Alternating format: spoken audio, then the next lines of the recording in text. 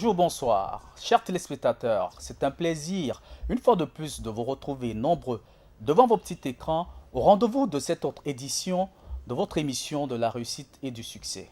Vous êtes sur votre émission, votre chaîne préférée, pardon, et vous regardez My Success.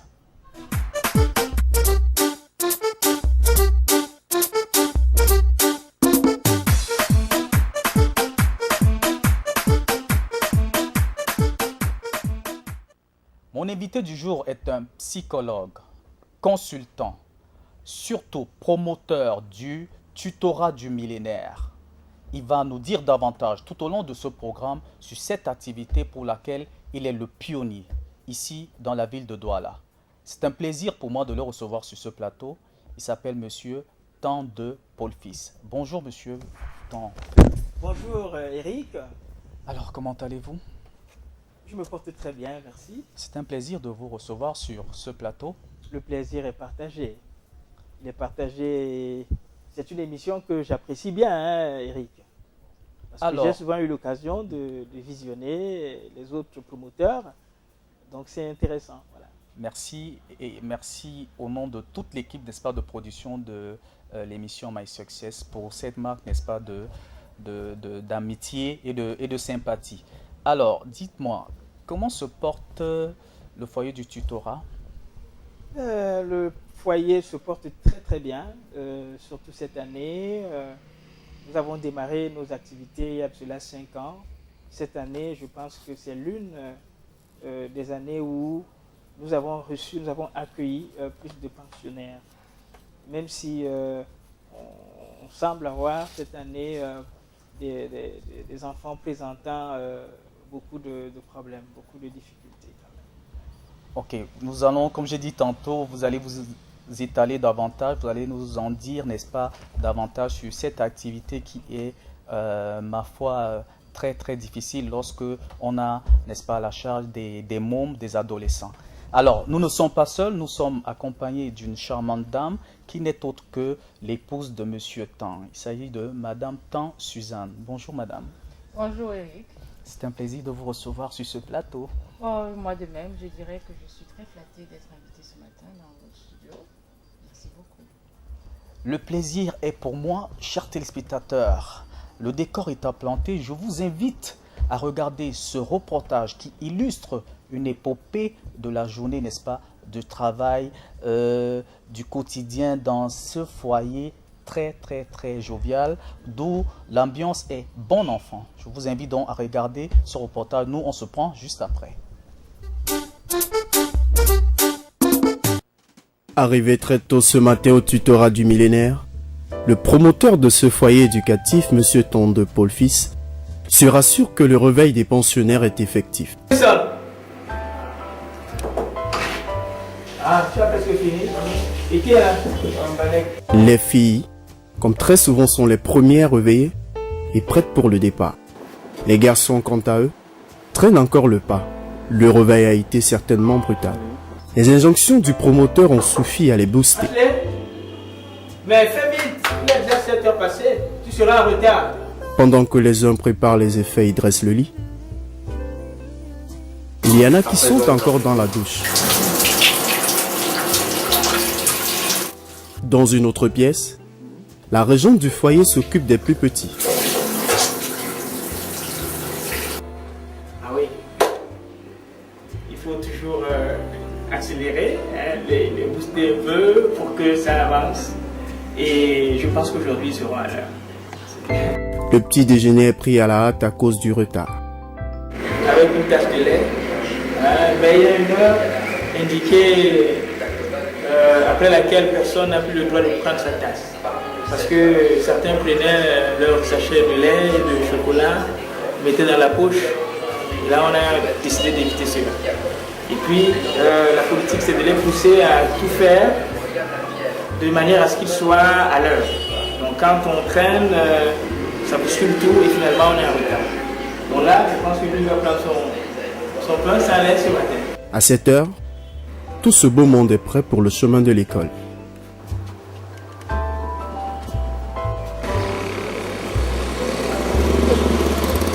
À bord des motos pour les uns, et taxi pour les autres.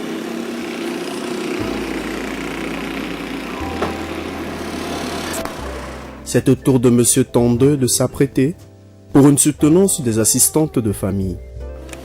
La veille, donc tout à l'heure, je serai très bien habillé, avec une jolie paire de chaussures. Je vais lire le nom et dire ce que vous avez fait pour tenir l'agneau. Donc, attestation de formation par la présente. Il est certifié que M. Yatsi Solefa Germain a suivi avec assiduité une formation professionnelle de 4 mois au foyer éducatif des enfants et adolescents de tutorat portant sur la psychologie de l'enfant et psychologie des apprentissages. La psychologie de l'enfant. Je reviens sur le fait que la période qui a été réservée pour ces jeunes de réaliser leur stage était très très courte.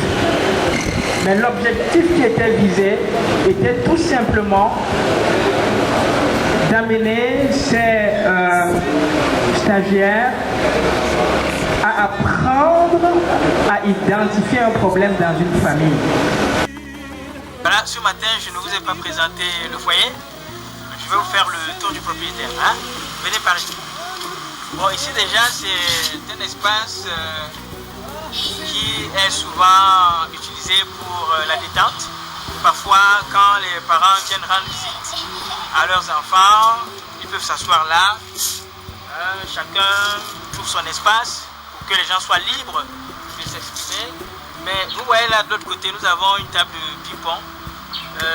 Elle est souvent placée ici pour que les gens essayent de s'amuser. Hein? Voilà. De ce côté, il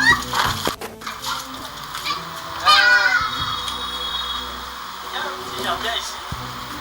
Moi je suis près de fleurs. Hein? Depuis tout petit, chez mes parents, c'est moi qui étais en charge d'entretenir le jardin. Vous êtes à la véranda. C'est un espace que nous exploitons le soir pendant les moments de compétition, les cours individuels ou bien assistés. Cet espace, vous voyez, 3 chaises, quelquefois nous invitons jusqu'à 4 pour que un groupe d'élèves soit ici pendant que d'autres sont à l'intérieur. Voilà. Et de ce côté, alors là, c'est la salle polyvalente. La salle polyvalente. Polyvalente pourquoi? Parce que c'est en même temps une salle de réunion, une salle de séminaire, une salle de formation, mais aussi une salle d'études. Une salle d'études parce que les pensionnaires, tous les soirs, se retrouvent là, d'ailleurs comme je le disais tout à l'heure, pour travailler avec, soit individuellement, soit avec les enseignants. Et là c'est le petit coin télé. Le petit coin télé, alors c'est réglementé, on ne visionne pas à tout moment.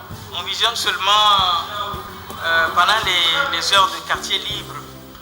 Donc dans notre plan, nous avons ce qu'on appelle un chronogramme qui organise les activités quotidiennes tous les jours. Voilà. Ici, c'est le petit espace, le petit coin, le petit média. Donc là, soit ils font leur devoir quand ils ont des travaux à saisir, ils les font ici. Mais ici également, ils réalisent des recherches sur Internet pour approfondir leurs connaissances. Alors moi, j'ai préféré le tableau blanc parce que ce tableau en même temps nous sert de support visuel quand nous organisons des séminaires et autres ici. d'autres formations aussi, parce que c'est ici que nous formons nos assistants de famille. Donc ce cadre, comme je le disais tantôt, est un espace également pour des formations. Vous avez le baby foot. Vous voyez ce baby foot. Les enfants s'amusent. Hein? C'est la détente. N'est-ce pas? C'est très important. Tout à l'heure, moi-même j'en ai joué quand je suis rentré. Ici, c'est le couloir des chambres et des toilettes. Et immédiatement, à ma droite, vous avez mon bureau. Alors, ici, je reçois les pensionnaires individuellement. Je reçois aussi les parents qui viennent faire le point par rapport à la prise en charge de leurs enfants ici. C'est également mon espace privé dans lequel je conçois. Je travaille souvent très tard dans la nuit, quelquefois jusqu'à 4 h du matin. Pour les filles, là on a 3 filles qui exploitent cet espace. Donc, je laisse les garçons. Il y a quelqu'un qui est là, aussi là-dedans. Quelqu'un est là? Ok. Alors ici, c'est la chambre des filles. Ah, c'est la sieste, elles sont en train de faire leur sieste. Voilà, quand elles rentrent, elles se douchent, elles mangent, et puis c'est la sieste. Après la sieste, c'est l'heure d'études. Voilà la chambre des garçons. Eux aussi, ils sont en train de faire la sieste, déjà. Certains qui ont ouvert leur tête, leur chambre est climatisée. Parce que les garçons, ça transpire les filles. Et vous voyez le visage, ça paraît un peu tout que chez les filles, c'est normal, comme c'est les garçons. Et là, à ma droite, c'est ma chambre. Mon épouse et moi, notre chambre. Vous voyez les jumeaux, ils sont en train de s'amuser, ils sont connectés, ils sont en train de jouer. Yann, à quoi tu joues? Comment? À quoi? Score Star. Star. Ah, d'accord. Qui mène? Ah, c'est bien, bravo. Vous voyez, il y a le thème à passer là. Mais le soir, il y a des gens qui se retirent, certains pensionnaires qui se retirent pour aller travailler. Si vous voyez le tableau derrière vous, quand ils ont des choses à faire, ils ne veulent pas être perturbés par les autres. Ils se retirent ici, soit encore avec un enseignant qui vient travailler ici. Et il y a un tableau juste. Et ici, c'est la cuisine. La cuisine, vous voyez là, le succès. Ici, on donne la Cinec. La Cinec, nous réservons de la. Quand nous faisons de grandes courses, nous réservons les choses là-dedans. Et nous avons le réfrigérateur qui, lui, fonctionne à plein temps. L'après-midi du mercredi, c'est l'occasion de faire un peu de lessive, quelques recherches sur le net, une partie de baby-foot, une bonne sieste méritée. Fini la récréation, les activités du soir commencent par un entretien et un suivi personnalisé. Un cours de soutien en maths et physique par là, ensuite une séance de travail général. Because they set back le succès. Somebody who avoids success. Enfin, le repas du soir sonne le glas de cette autre journée au foyer.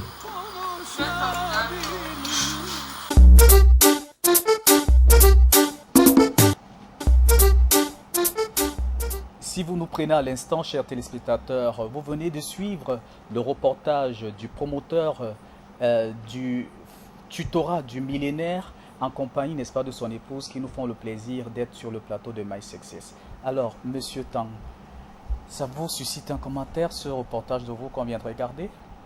Je suis très impressionné.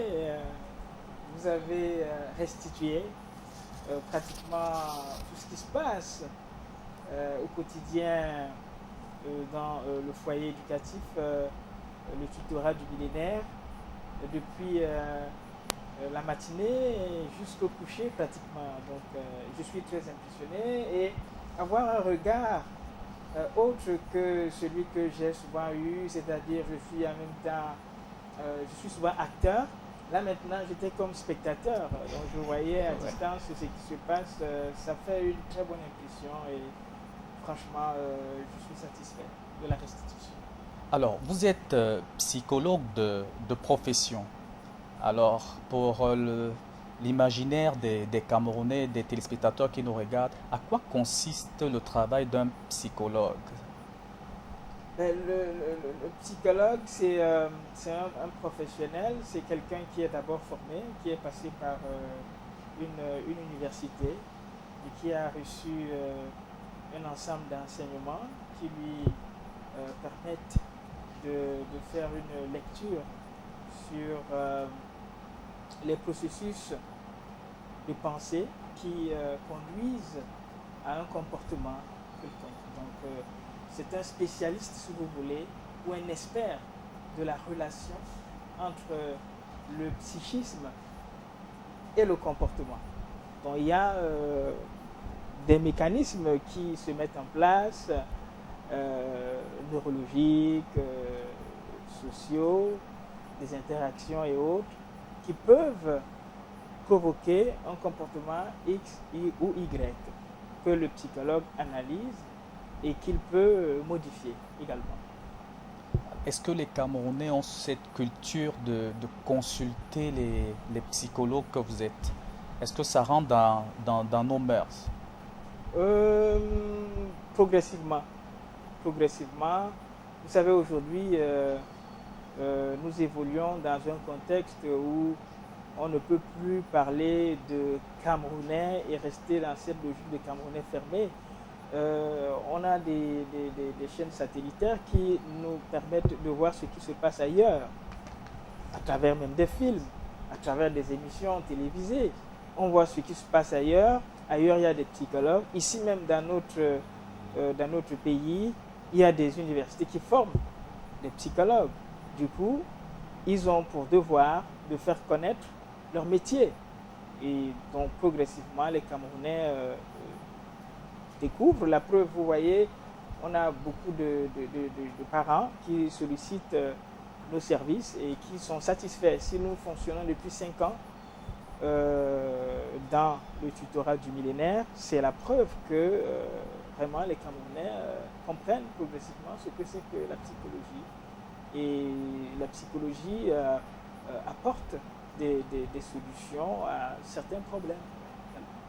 Qu'est-ce qui peut causer une pathologie, n'est-ce pas, psychique? Ça veut dire ce qu'on appelle couramment les malades mentaux. Quelles sont, n'est-ce pas, les causes qui peuvent conduire un être humain, n'est-ce pas, à subir, n'est-ce pas, cette maladie? Bon, en général, les causes sont diverses. On peut envisager des causes biologiques. Les causes peuvent être sociales, elles peuvent être également affectives. Donc, il y a plusieurs facteurs qui rentrent en jeu et qui peuvent entraîner un trouble psychologique. Les causes sont multiples. Mais il est difficile de les isoler. On est plus dans une approche qui met en avant le bio, psycho et le social.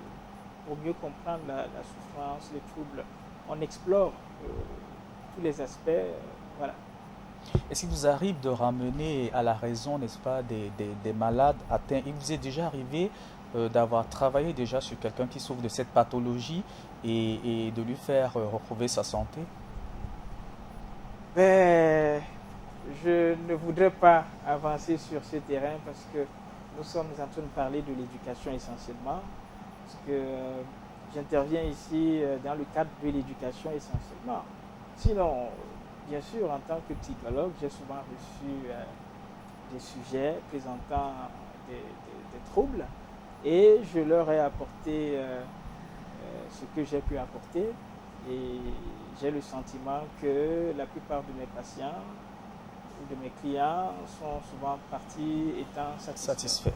Ben, il se dit aussi que vos consultations ne sont pas à la portée du Camerounais lambda, les consultations des psychologues. C'est peut-être pour ça que les populations ne viennent pas facilement vers vous, en masse en fait. Mais c'est pas cher. Peut-être qu'ils ils se mettent à distance et ils supposent. C'est des a priori. Il faudrait bien qu'ils aient un problème, qu'ils sollicitent les services d'un psychologue. Et après cette expérience, ils peuvent se prononcer. Je pense que le psychologue, c'est un professionnel comme un autre. Les consultations ne coûtent pas cher. Donc, pas du tout. Okay, elles sont à la portée de tout Camerounais, du Camerounais moyen, si vous voulez. Ok, nous allons maintenant revenir sur ce qui nous vaut votre présence ici cet après-midi. Pourquoi avoir créé et comment, pour quel objectif avoir créé le tutorat, n'est-ce pas, du millénaire? Oui, vous voulez savoir ce qui a motivé la création de ce foyer? Eh bien, je pars de l'université, il y a de cela une bonne dizaine d'années. Je travaille dans un établissement de la place et dans un autre où il y avait un internat. J'étais psychologue là-bas et je recevais les élèves en clientèle privée. Je me suis rendu compte que déjà dans l'internat où je travaillais, les enfants, le soir, manquaient d'un suivi. Le suivi n'était pas effectif. Donc vous voyez par exemple les enfants abandonnés, chacun essayait de se débrouiller comme il pouvait.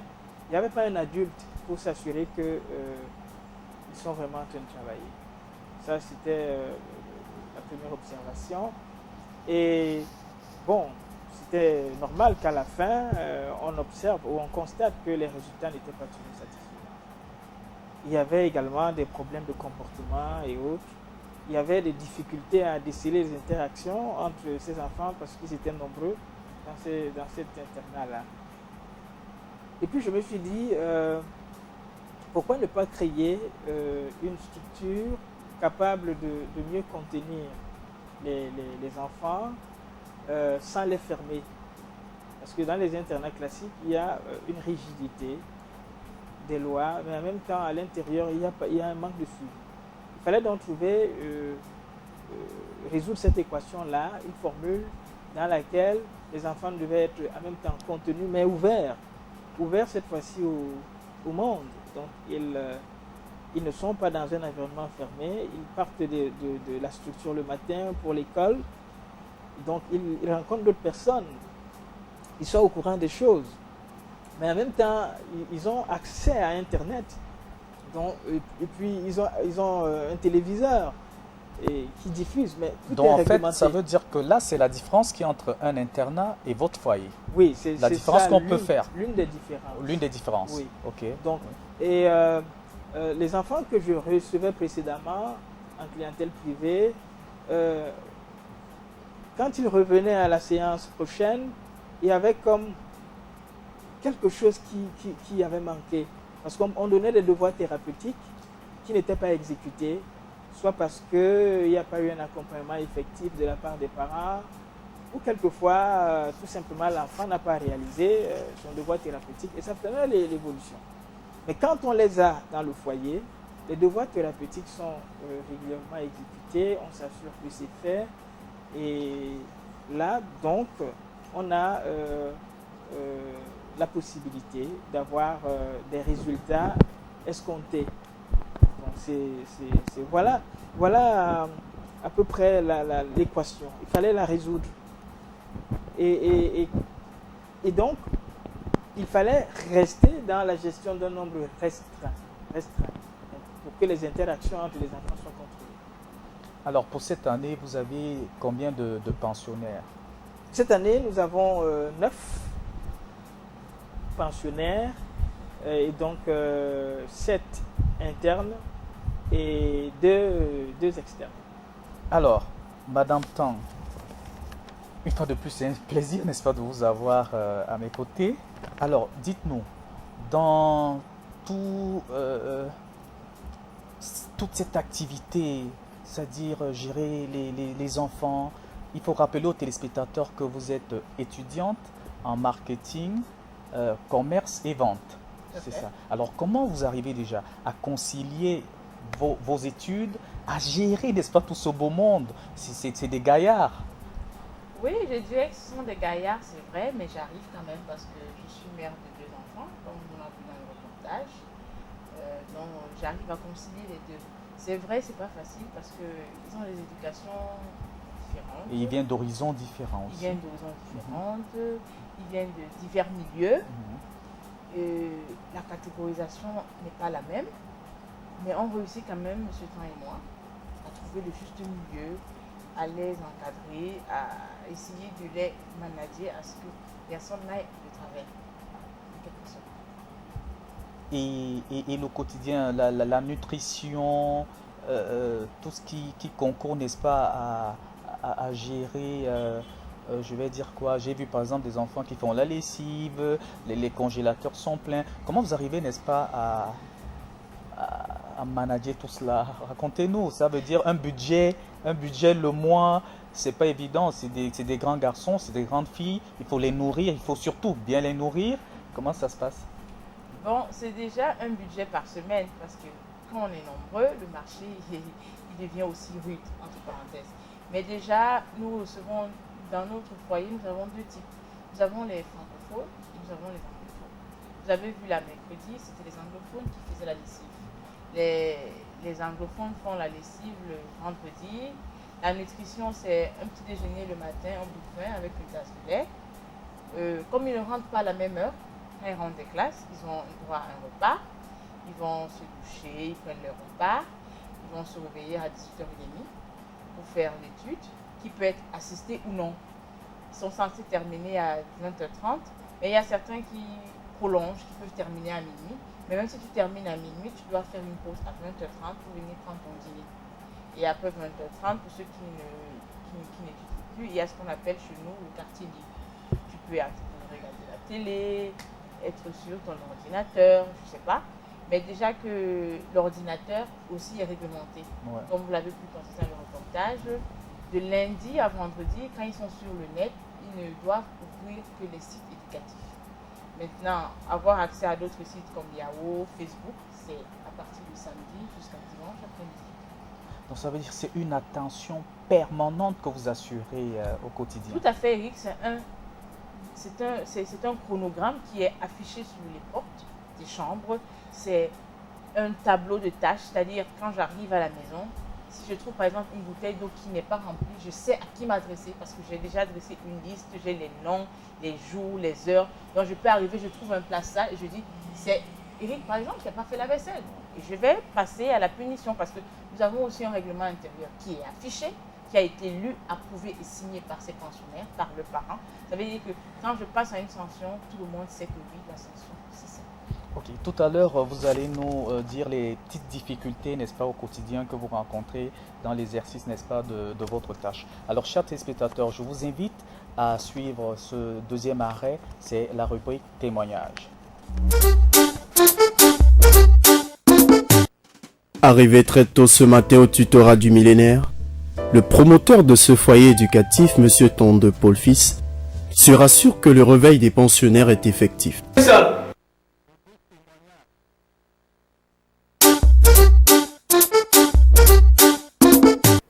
Comme son nom l'indique, Paul Fils, il est mon homonyme complet.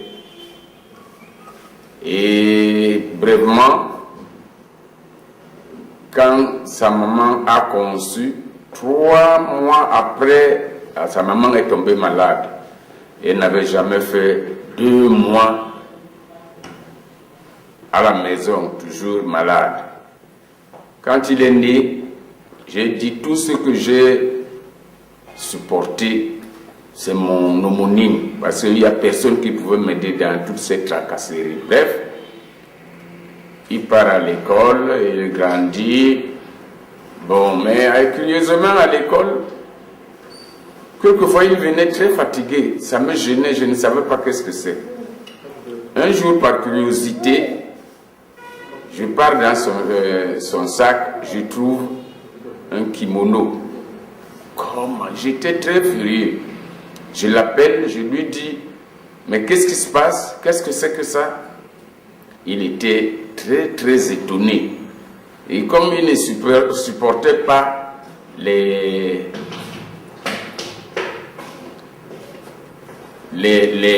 reproches, il a commencé à pleurer. Je lui ai dit, mon fils, qu'est-ce qui t'a poussé à faire ceci? Il me dit, il a vu et ça l'a intéressé, le Nambudo quoi. Je l'ai laissé. Je lui ai posé la question, quand il a eu son BPC, je suis venu le voir, je lui ai dit, tu veux faire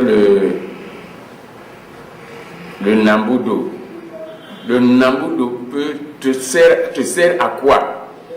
Il m'a dit, ça le cultive physiquement et spirituellement.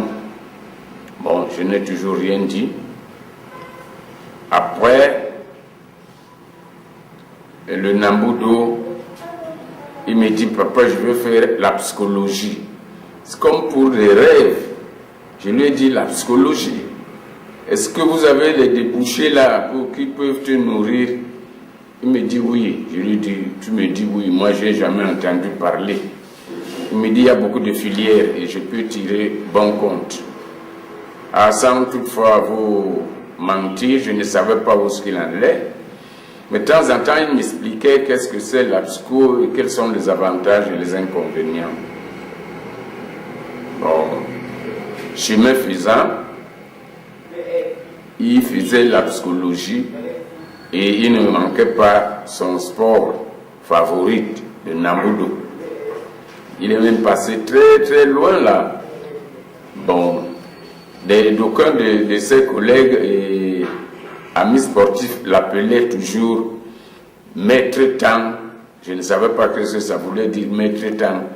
Donc il s'agissait probablement de ce sport. Ça veut dire plutôt qu'il était un peu plus élevé que les autres.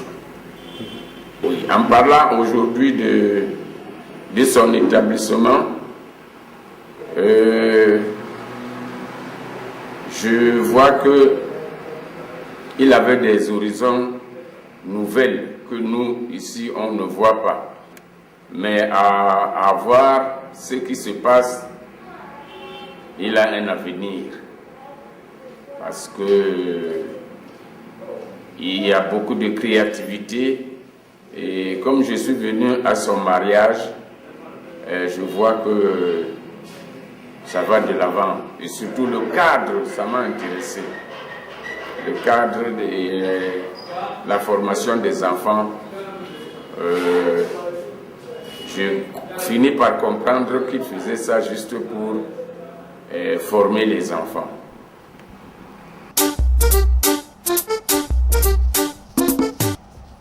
Alors, c'était la rubrique témoignage. Alors, Monsieur Tang, je vous ai vu sourire tout au long, n'est-ce pas, du témoignage de votre papa, qui a ressorti deux aspects. Le premier qui m'a marqué, qu'on n'a pas montré dans le reportage, il a beaucoup parlé de Nambudo. En très peu de mots, parlez-nous un peu de cet art martial que vous maîtrisez apparemment. Oui, avant le Nambudo, je commence d'abord par pratiquer le karaté Shotokan au cours élémentaire 2. Et j'ai eu une ceinture marron en karaté Shotokan. Et par la suite, je découvre le Nambudo en classe de 5e. Et mon père et ma mère ne vivaient plus ensemble, donc ils n'étaient pas au courant de l'évolution. Mais ma mère m'avait encouragé à pratiquer le Nambudo. Donc j'ai pratiqué le Nambudo, j'ai été maître, parce que depuis un moment je n'enseigne plus. Donc j'ai enseigné le Nambudo pendant beaucoup d'années. Aujourd'hui, je n'ai plus assez de temps pour enseigner le Nambudo. Mais je trouve souvent un peu de temps pour m'exercer, pour chasser le stress. Je pense que jusqu'à mes derniers jours, je resterai toujours Budoka, pratiquant d'arts martiaux. Ok, revenons donc au tutorat du millénaire. Alors, dites-moi, quel est le profil des parents qui vous confient leurs enfants? Est-ce des personnes hyper occupées ou des personnes en perpétuel déplacement? Dites-nous davantage. Ou des parents qui sont débordés effectivement par le caractère de leurs enfants. Je pense que c'est un peu de tout ça. Nous accueillons des enfants qui sont en situation d'échec scolaire. Nous accueillons les enfants dont les parents ne sont pas disponibles. Nous accueillons les enfants qui sont à la recherche d'un cadre adéquat pour mieux se concentrer, mieux étudier. Mais une fois à l'intérieur, nous ne faisons pas la différence. Très souvent, les uns et les autres ne savent même pas pourquoi l'un ou l'autre est là. Ils sont là, ils doivent être à l'aise et il y a le respect mutuel entre ces enfants-là, mais il y a aussi le respect pour les parents de ces enfants-là. Et ça, c'est fondamental. Et puis, il n'y a pas de mauvais enfants dans le foyer. Aucun d'eux n'est mauvais, aucun d'eux n'est irrécupérable. Aucun d'eux n'est paresseux ou faible. Chacun vient avec ses difficultés et nous essayons de les aider de façon ciblée à sortir de ces difficultés et à accéder à une plus grande autonomie. Parce que les parents ne seront pas toujours là, ou alors Madame Tan et moi ne serons pas toujours là. Ils grandissent, donc nous sommes là comme une sorte d'intermédiaire ou de substitut ou d'interface pour les accompagner à l'autonomie, vers l'autonomie. À cet effet, quelles sont les dispositions mises en place, n'est-ce pas, pour leur garantir un encadrement et un suivi efficient? Comme vous l'avez certainement constaté sur le reportage, les enfants ont non seulement ce chronogramme qui organise les activités du foyer, mais il y a des professionnels, des enseignants qui viennent les accompagner sur leurs difficultés scolaires.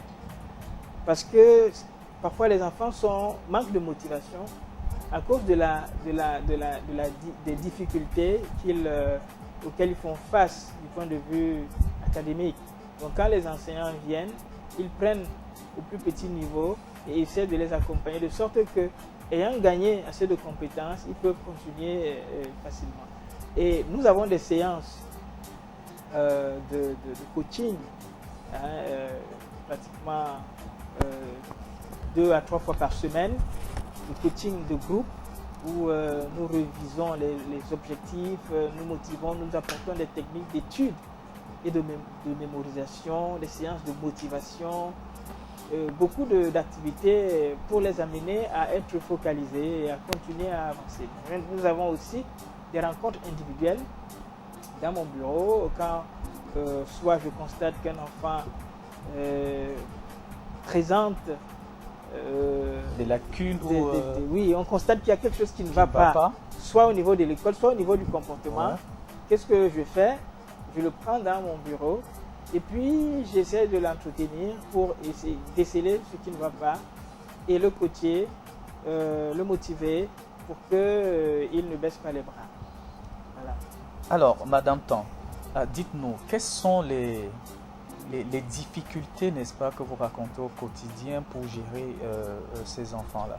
Est-ce qu'il vous arrive parfois, n'est-ce pas, de vous dire « Ah, ils sont difficiles, vous êtes excédés » et comment vous faites, n'est-ce pas, pour transcender ces petits moments de flottement? Donc, je dirais déjà, pour transcender ces moments-là, je pense à la fin d'année. Parce que nous pouvons dire ici, M. Tan et moi, depuis 5 ans, que nous avons ouvert ce foyer, chaque fin d'année, c'est la réussite. On tourne toujours aux environs de 90-100%. Donc, quand je pense au moment difficile, je me dis, le meilleur reste à venir. Maintenant, les difficultés que nous pouvons rencontrer sont au niveau de la nutrition. Parce que comme je l'ai dit précédemment, nous recevons des enfants de divers horizons. Et les nourrir devient un peu difficile. Tu vas voir quelqu'un qui va te dire, je ne mange pas le plantain. L'autre, je mange le plantain. Il te dit, moi, je ne mange pas la sauce d'arachide. L'autre dit, non, moi, j'aime seulement du poulet. Il faut essayer de concilier pour que tout le monde trouve son compte. Et il y a d'autres, quand tu vas dire, bon, c'est ton tour de faire la vaisselle ou bien c'est ton tour de faire de l'eau. Il dit, chez moi, je ne remplissais pas l'eau. Chez moi, il y avait quelqu'un qui faisait ça. J'avais une dame de ménage. Mais chez moi, je n'ai pas de dame de ménage. C'est vrai, il y a une dame de ménage qui m'aide à faire manger, qui m'aide à faire ci ou ça, parce que comme moi, je vais aussi à l'école. Mais il y a d'autres qui ont des réponses vraiment qui sortent de l'ordinaire. Tu vas comprendre qu'ils viennent d'un certain milieu. Et par contre, notre foyer, c'est fait pour accueillir des enfants de diverses horizons, de diverses familles. Et c'est ça les difficultés que nous rencontrons. C'est que ces enfants, ne venant pas d'un même milieu, ils présentent, je veux dire, des points de vue qui ne sont pas les mêmes. Il faut donc s'asseoir avec eux. Généralement, quand ils viennent d'arriver, qu'est-ce que je fais? On s'assoit ensemble, on discute. Qu'est-ce que tu sais faire? Qu'est-ce que tu ne sais pas faire? Qu'est-ce que tu aimes manger? Qu'est-ce que tu n'aimes pas manger? Et ensemble, on trouve un terrain d'entente. C'est-à-dire, 3 semaines à la rentrée, on établit le repas de la semaine. Ça veut dire que quand tu vas en classe, quand tu reviens, tu sais ce que je vais trouver dans la marmite. Et si tu reviens, tu trouves ça, si tu ne manges pas, ça t'engage. Et à dire que ce repas, monsieur Tan et moi, nous le mangeons. Et ce que nos petits-enfants, vous savez. Donc il n'y a pas de mamie dans la maison. C'est vraiment une éducation assez pédagogique déjà et très très militaire aussi. Bien, chers téléspectateurs, je vous invite maintenant à prendre le 3e stop de cette émission. C'est la rubrique Coup de cœur. C'est le choix de notre invité du jour.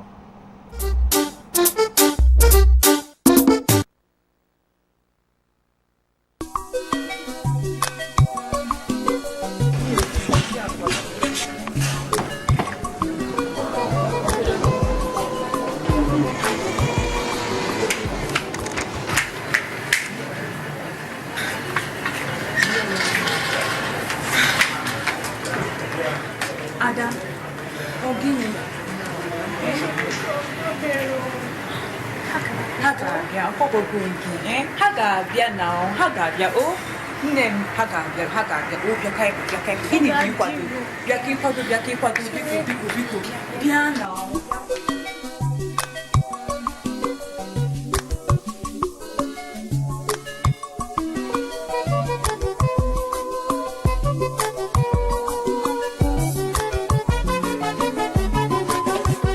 Have you seen my beautiful baby?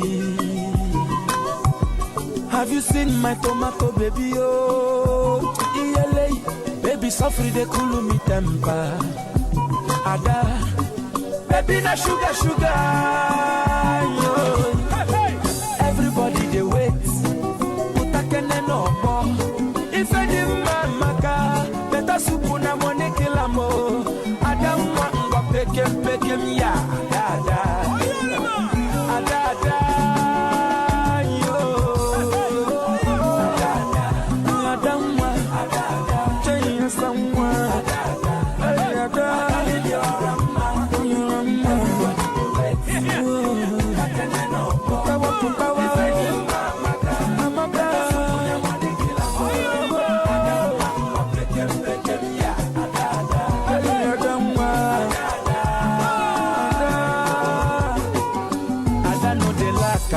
Ada get them for everywhere. Ada know they like Ada get them for up and down. Baby na tomato, baby too fresh like morning wine. Ada welele, iyo koko. Everybody they wait. Utakene no more. If any mama better soup na money kilamo. Ada umwa pekem ya. Ada.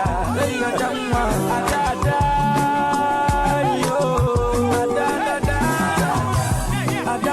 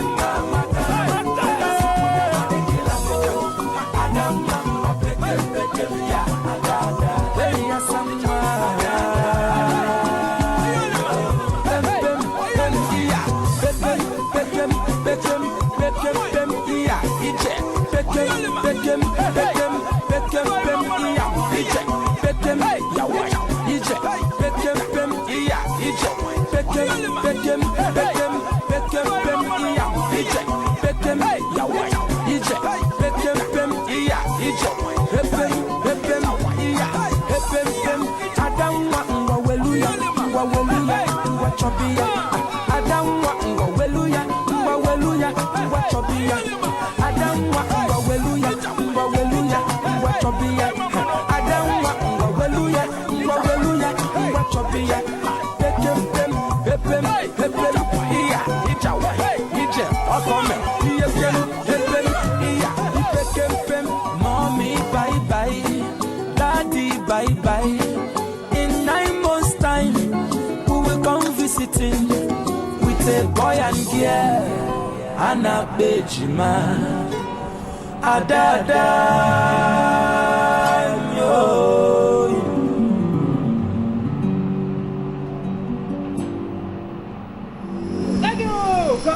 Thank you.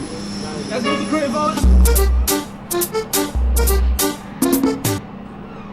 C'était le coup de cœur de notre invité cet après-midi, Ada Ada, un titre proposé par l'artiste international nigérien, une belle galette musicale. Alors, Monsieur Tampoir, pourquoi avoir choisi ce titre précisément? Est-ce qu'il y a une petite anecdote derrière cela?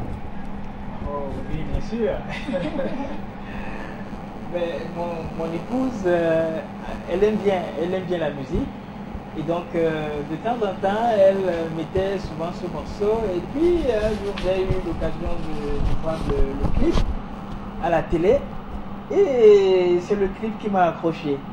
Parce que j'ai vu les gens qui s'organisaient pour un mariage et tout. Et comme elle et moi, on était en projet de se marier à l'église, parce que nous sommes déjà mariés à la mairie il y a déjà 5 ans.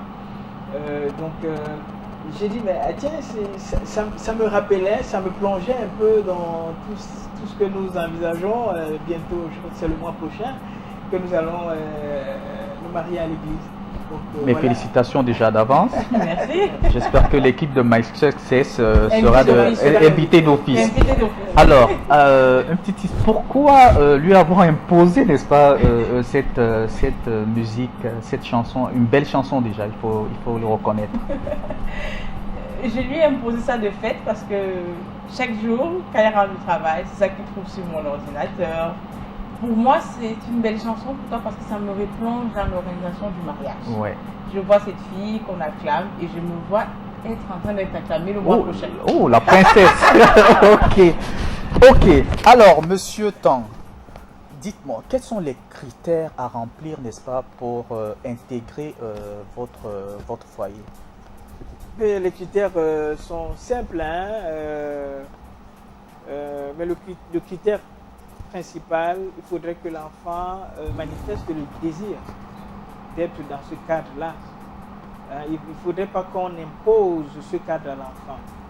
Avant que les parents n'amènent l'enfant, il faudrait qu'ils aient discuté avec l'enfant, que l'enfant soit même venu visiter le foyer avant de donner son avis. Donc l'avis de l'enfant compte énormément, c'est l'un des critères fondamentaux. Maintenant, il faut être âgé de moins de 18 ans avant d'intégrer le foyer. Quand vous avez 18 ans, vous pouvez être accueilli. Quand vous êtes accueilli à 18 ans, il est possible que vous continuiez jusqu'à ce que vous partiez après votre bac. Et donc nous accueillons aussi les enfants, comme je disais, 18 ans c'est l'âge maximum, ou maximal, et puis l'âge minimal c'est 11 ans. Et il faudrait que l'enfant soit capable de laver lui-même ses vêtements. Ça, c'est un autre critère, parce que personne ne viendra laver les vêtements de l'enfant. Vous est-il arrivé déjà une fois de renvoyer un enfant qui avait un cas particulier, je ne sais pas? Oui, nous excluons, nous excluons parce que c'est quand même un cadre réglementé. C'est vrai, c'est une famille. Mais une famille qui est un peu formelle aussi. Oui. Donc, quand le comportement d'un enfant devient dangereux pour les autres, nous ne pouvons pas le garder. Nous ne pouvons pas le garder parce qu'il va contaminer les autres. Il va influencer négativement les autres. Et là, nous le mettons de côté. Donc, nous avons déjà exclu un enfant qui prenait tout le temps ce qui ne lui appartenait pas. Il a pris jusqu'à dans notre chambre, il a pris dans la chambre des filles, c'était un garçon, il prenait. Mais ça m'a fait de la peine parce que je l'ai vu partir, mais j'étais obligé de le faire partir. J'ai essayé de le suivre après parce que pour moi, la finalité n'était pas de le faire partir, c'était pas ça l'objectif, mais c'était de l'aider à se resocialiser. Donc, ce départ n'est pas, à mon sens, une façon de dire que lui ne vaut plus rien, on ne peut pas le récupérer, mais c'est une expérience éducative pour lui. J'ai été dans un cadre, on m'a mis dehors parce que j'avais fait ceci. Alors, quand je serai dans un autre cadre, pour que je ne sois pas exclu du cadre, il va falloir que j'évite de faire cela. Donc, l'exclusion s'accompagne d'un entretien, qu'ils comprennent qu'il n'est pas mauvais, mais qu'il y a des règles dans la vie. Quels sont vos projets d'avenir, à moyen ou à long terme? Bon, les projets, c'est déjà de créer d'autres foyers dans la ville et bien entendu dans les autres grandes villes du pays. C'est ça les projets actuellement. Parce que le concept de foyer éducatif voudrait que nous ayons des enfants en petit nombre, donc des groupes. Quand ils sont très nombreux, franchement, on ne peut plus être efficace dans le travail que nous réalisons, que nous effectuons. Donc, le projet, c'est de créer d'autres foyers, mais à court terme, c'est d'améliorer davantage le foyer dans lequel ces enfants sont maintenant. Alors, Madame Tan, s'il y avait à apporter des améliorations, que feriez-vous? S'il y avait des améliorations à faire, ce que je ferais, je m'assurerais que ces enfants, je puisse les suivre, je dirais, minute par minute. Ça, c'est une amélioration. On aimerait avoir, c'est-à-dire partout où on se trouve, savoir exactement ce qu'ils sont en train de faire. Ouais. Mais ça sera un peu difficile parce que ça sera peut-être exposer leur vie aussi. Comme vous l'avez constaté, quand vous êtes arrivé au foyer, il n'y a pas de plaque parce qu'on ne peut pas les catégoriser. Oui. Parce que ce sera difficile d'entrer quelqu'un. On va dire, tiens, tu es en papa, et puis là, psychologue, machin, ça va être difficile. Mais nous sommes en train de réfléchir comment on peut les aider davantage à mieux vivre. Comme je t'ai dit, le projet à court terme, c'est d'améliorer leurs conditions de vie. Mais est-ce que vous ne une sorte de burn-out? Ça veut dire tellement vous êtes derrière eux, vous voulez savoir ce qui se passe, vous voulez, n'est-ce pas, leur garantir un meilleur suivi qu'à un moment, vous-même, c'est le burn-out?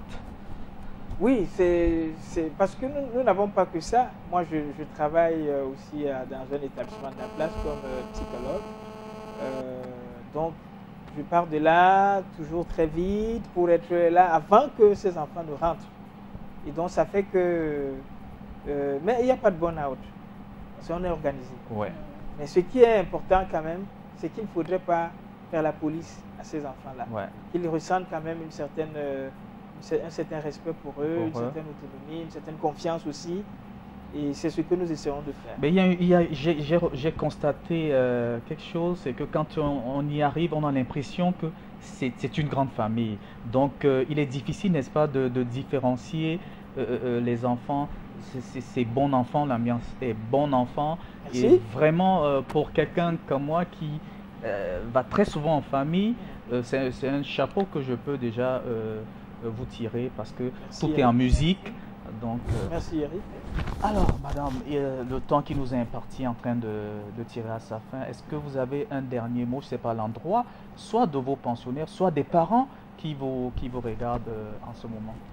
Bon, un dernier mot pour la fin. Ce que je dirais, c'est que nous remercions tous les parents qui nous font confiance depuis près de 5 ans aujourd'hui. Parce que c'est pas facile de donner son enfant à des personnes qu'on rencontre comme ça, alors dans l'entretien, on se dit bon. Donc nous les remercions déjà pour leur confiance et nous exhortons aussi les pensionnaires que nous avons laissés à la maison de continuer dans la même lancée et pourquoi pas d'être le meilleur de cette année parce que ça fait 5 ans que nous existons, s'il peut pourquoi pas être la meilleure de la promotion. Nous serons ravis d'avoir cette année la meilleure des promotions depuis 5 ans. Merci d'avoir accepté mon invitation, madame. Merci Olivier d'avoir invité. Ok. Alors, monsieur Tan, avant de nous quitter, c'est vrai que le package que vous proposez, n'est-ce pas, les services que vous proposez pour l'encadrement de ces enfants, ça coûte quand même une certaine somme. Oui, évidemment, nous sommes des prestataires et nous avons des clients. Donc, ça coûte quelque chose, mais ça vaut le prix quand même. Ça vaut le prix. Ça vaut le prix. Je dirais même que ce que nous apportons comme service, comme encadrement, ne vaut pas véritablement le prix parce que nous faisons un peu au-delà de ce que les parents peuvent nous apporter. Nous n'avons pas de vie pour nous-mêmes. Hein? Mais ce n'est pas une frustration, nous le faisons avec beaucoup de passion et beaucoup d'amour. Hein? Pendant que les parents, eux, ils rentrent du boulot, ils vont se coucher ou bien ils s'arrêtent en route pour prendre un verre. Ouais. Nous ne pouvons pas nous donner ce luxe, nous accorder ce luxe-là. En deux mots, parlez-moi un peu de votre... la soutenance des assistants, n'est-ce pas, de famille. Oui, les assistants de famille, vous avez vu sur le reportage, c'est des enfants qui ont un niveau minimum de bac, d'autres ont un niveau de master, hein, parce que le niveau minimum, vous avez dit qu'on peut aller au-delà. Ils viennent au foyer pour suivre une formation de 4 mois, à l'issue de laquelle ils font un stage, et puis ils soutiennent. Vous avez vu la vidéo de tout à l'heure, c'était la soutenance. Et nous sommes parrainés par le ministère de la promotion de la femme et de la famille. Et là, c'était madame la déléguée départementale de Douala 5 qui remettait les attestations de fin de formation et qui remplaçait madame la déléguée régionale du littoral. Vous arrivez déjà à les placer en famille? Oui, nous les plaçons. Nous avons 2 qui ont travaillé pratiquement toute l'année dernière. Il y a une qui a travaillé dans un établissement scolaire. Il y a un qui a travaillé dans un établissement scolaire. Et puis une fille qui est en master, qui est assistante de famille, qui travaille également depuis, voici sa 2e année de service. Et puis il y a les autres qui ont été placés de façon ponctuelle. Donc la demande, elle est là. Parce que les parents rentrent tard du boulot. Mais entre-temps, qu'est-ce qui se passe? Comment les enfants sont gérés à la maison? Ce sont les assistants de famille qui interviennent donc à ce niveau-là. Alors, je vous accorde un dernier mot à l'endroit, n'est-ce pas, des téléspectateurs ou des parents qui vous regardent en ce moment. Ben, tout ce que je peux leur dire, c'est que le foyer est là, il est ouvert à tous les profils d'enfants et que nous essayerons de donner le meilleur de nous-mêmes pour satisfaire la demande des parents. Merci Monsieur Tan et Madame d'avoir accepté mon invitation. Ça a été un plaisir. Il est partagé. C'est nous qui vous remercions. Chers téléspectateurs, j'espère que vous aussi, vous avez éprouvé tout au long de ce programme le même plaisir, vous l'avez partagé. Alors, on se donne rendez-vous prochainement lorsqu'il faudra faire le portrait d'une autre personnalité qui s'illustre dans son domaine d'activité. Au revoir et à prochainement, s'il plaît à Dieu. Bye.